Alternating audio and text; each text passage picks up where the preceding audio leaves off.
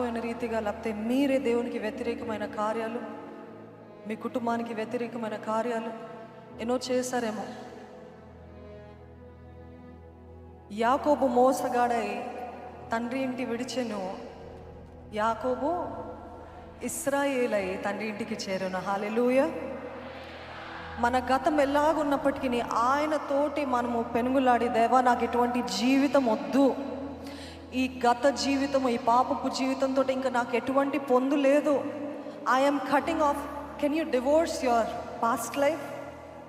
వివాహం అయిన తర్వాత కాదు, your past life.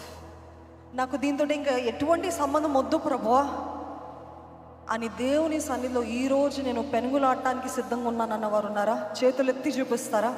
I want to fight, I want to fight. నాకు యాకోబు పెనుగులాడాడు, దెబ్బతిన్నాడు, ఇంకా కుంటుకుంటూ నడిచాడు, కానీ ఆశీర్వాదం సంపాదించుకున్నాడు. హల్లెలూయా.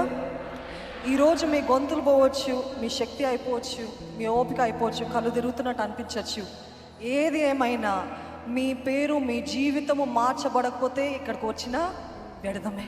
కాబట్టి దేవుని సన్నిధిలో పెనుగులాడుతూ, దేవా until you bless me I will not leave this place. Hallelujah.